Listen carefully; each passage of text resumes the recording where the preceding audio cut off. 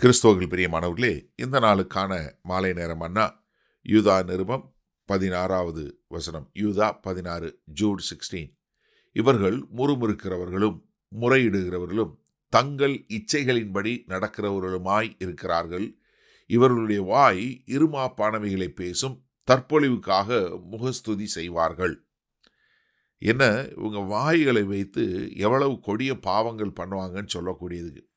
இஸ்ரவேல் தேச மக்களை நம்ம ஒரு முறை திரும்பி பார்த்தா அவங்களுடைய வாழ்க்கை என்ன பார்க்க முடியும்? அவங்க முறுமுறுக்கிறவங்க. எப்பா பாரு, எங்களுக்கு என்ன எகிப்தில் கல்லறை இல்லைன்னா அந்த வனாந்தரத்தை கொண்டு வந்து எங்களை கொல்ல பார்க்குறேன்னு மோசே கேட்கக்கூடிய முறுமுறுக்கிறவங்க, முறையிடுறவங்க. அடுத்து என்ன, தங்கள் இச்சலியின்படி நடக்கிறவர்கள். என்ன, எங்களுக்கு சாப்பிட நான் வெஜிடேரியன் வேணும், எங்களுக்கு சிக்கன் வேணும், எங்களுக்கு இறைச்சி வேணும்னு கேட்குறவங்க. எப்பொழுதுமே நான் ஒரே ஒரு வசனம் வாசிக்கிறேன், பழைய ஏற்பாட்டில் நிறைய வாசிக்காமல். என்னாகும் 14:27 பாருங்கள். எனக்கு விரோதமாய் முறுமுறுக்கிற இந்த பொல்லாத சபையாரை எதுவரைக்கும் பொறுப்பேன்? இஸ்ரவேல் புத்திரர் எனக்கு விரோதமாய் முறுமுறுக்கிறதை கேட்டேன். எப்படி, எவ்வளவு காலம்தான் நான் பொறுமையாக இருப்பேன்? நானும் எவ்வளவு காலம்? கர்த்தரே பொறுமை இழந்து கேட்கக்கூடிய ஒரு காலகட்டம். நீங்கள் இதெல்லாம் ஒரு சம்மரியா 1 கொரிந்தியர் 10வது அதிகாரத்தில் மொத்தமாக சொல்கிறாரு. அதனுடைய முடிவு பாருங்கள், 10வது வசனமும் 11வது வசனமும். அவர்களில் சில முறுமுறுத்து சங்காரக்காரனாலே அழிக்கப்பட்டார்கள், அதுபோல நீங்களும் முறுமுறுக்காதிருங்கள். இவைகளெல்லாம் திருஷ்டாந்தங்களாக அவர்களுக்கு சம்பவித்தது, உலகத்தின் முடிவு காலத்தில் உள்ள நமக்கு எச்சரிப்பு உண்டாகும்படி எழுதப்பட்டும் இருக்கிறது. எப்படி நமக்கு எச்சரிப்பு உண்டாகத்தான் இவையெல்லாம் அவங்களுக்கு நடந்தது, எழுதப்பட்டிருக்கிறது என்று சொல்லக்கூடியதாக. இப்போ பேதுரு எழுதும்போது 2 பேதுரு 2வது அதிகாரம் 18வது வசனம் சொல்லும்போது, வஞ்சகமாய் நடக்கிறவர்களிடத்திலிருந்து அரிதாய் தப்பினவர்களிடத்தில் இவர்கள் அகந்தையான வீண் வார்த்தைகளை பேசி மாம்ச இச்சைகளினாலும் காம விகாரங்களினாலும் அவர்களை தந்திரமாய் பிடிக்கிறார்கள். எப்படி தந்திரமாக பிடிக்கக்கூடிய மக்களாக இருக்கிறாங்க. அதே மாதிரி 2 பேதுரு 3:3 பார்க்கும்போது, முதலாவது நீங்கள் அறிய வேண்டியது என்னவெனில், கடைசி நாட்களில் பரியாசக்காரர் வந்து தங்கள் சுய இச்சைகளின்படி நடந்து, என்ன சுய இச்சைகளின்படி நடப்பாங்க. அவங்களுடைய வாய் என்ன பண்ணும்? இருமாப்பானதை பேசும். தற்பொழிவுக்காக, அதாவது லஞ்சம் வாங்குவதற்காக அவங்க முகஸ்துதி பண்ணுவாங்க. இது காரணம் என்ன? கடைசி நாட்களுடைய அடையாளத்தை பற்றி சொல்லும்போது 2 தீமோத்தேயு 4வது அதிகாரம் 3வது 4வது வசனம் பார்த்தீங்கன்னா, ஏனென்றால் அவர்கள் ஆரோக்கியமான உபதேசத்தை பொறுக்க மனதில்லாமல் செவித்தின உள்ளவர்களாகி தங்கள் சுய இச்சைகளுக்கேற்ற போதகர்களை தங்களுக்கு திரளாக தெரிந்து கொண்டு சத்தியத்துக்கு செவியை விலக்கி கட்டுக்கதைகளுக்கு சாய்ந்து போகும் காலம் வரும். எப்படி? கட்டுக்கதைகளுக்கு, இருமாப்பானவைகளுக்கும், தற்பொழிவுக்காக, இச்சைகளுக்காக முறுமுறுக்கிறவர்களா முறையீடுகளா இருக்கக்கூடிய மக்கள் இருப்பாங்க. இவர்கள் என்ன, அழிவு நிச்சயம்.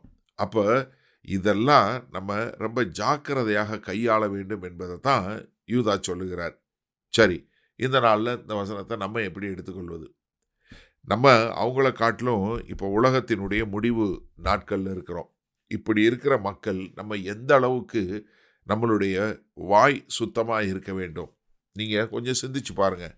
ஒரு சிலர் நான் இப்படி பேசுகிறத நிறுத்தணும், அப்படி பேசுகிறத நிறுத்தணும்னு நினைப்பாங்க. ஆனால் பேசுகிறது எதனால் பேசுகிறீங்க தெரியுமா? மத்தேயு 12:34 சொல்லுது, இருதயத்தின் நிறைவினால் வாய் பேசும். அப்போ உங்கள் இருதயத்துக்குள்ளே என்ன இருக்கோ அதுதான் வார்த்தையாக வரும். அப்போ எனக்கு அருமையான சகோதரனே, சகோதரியே, நம்மளே சுய சோதனை பண்ணி பார்க்கணும். நம்ம முறுமுறுக்கிறவங்களா இருக்கிறோமா? முறையிடுறவங்களா இருக்கிறோமா? இருமாப்பானவைகளை பேசுகிறோமா? மற்றவங்கள முகஸ்துதி பண்ணுறோமா? அப்படி இருந்தால் உங்கள் இருதயத்தை சோதித்து பாருங்கள். கர்த்தராகிய இயேசு கிறிஸ்து வாழ்ந்தது போல நான் வாழுகிறேனா? இல்லை அப்போஸ்தலனாகிய பவுல் சொன்னாரே, நான் கிறிஸ்துவை பின்பற்றுவது போல நீங்கள் என்னை பின்பற்றுங்கள் சொல்லி, அப்படிப்பட்ட ஒரு பின்பற்றுதல் எனக்குள்ளே இருக்கா? அப்படி நீங்கள் சோதித்து பார்க்கணும். ஏன்னா அந்த கடைசி நாட்களில் என்ன இப்படி பேசுகிறவங்க கூட இருக்கும்போது என்ன, உங்களை அறியாமலே நீங்களும் அதை பேச ஆரம்பிச்சிருவீங்க. ஏன்னா இப்போ நம்ம பாருங்கள், நம்ம பிள்ளைங்க வீட்டில் இருக்கும்போது சரியாக பேசுவாங்க. இந்த பிள்ளைங்க ஸ்கூலுக்கு போன உடனே அவனுடைய பேச்சு மாறிச்சுன்னா நீங்கள் தெரிஞ்சு கொள்ளலாம், அவனுடைய க்ளோஸ் ஃப்ரெண்டு யாரோ அதுக்கேற்ற மாதிரி பேசுவான். ஏன்னா போயிட்டு வந்துட்டு உடனே பேசிக்கலின்னு சொன்னான்னா என்ன அர்த்தம்? அவன் கூட இருக்கிற ஃப்ரெண்டு யாரோ ஒருத்தன் அப்படி பேசுகிறான். அப்போ என்ன, நம்ம வந்து இந்த உலகத்தாரோடு ஒத்து போக முடியாது. உலகத்தார் போல நம்ம கெட்ட வார்த்தைகளை பேச முடியாது. மாறாக நம்முடைய வார்த்தை என்ன? இருதயத்தில் நம்மளுடைய தேவ வசனத்தினால நிறைந்திருந்தா கிறிஸ்துவின் வசனம் உங்களுக்குள் பரிபூரணமாய் வாசமாய் இருப்பதாக என்று கொலோசியர் 3:16 சொன்னது போல இருந்துச்சுன்னா, உங்க வாயில கர்த்தருடைய வார்த்தைகள் மாத்திரமே வரும். செய்வோமா?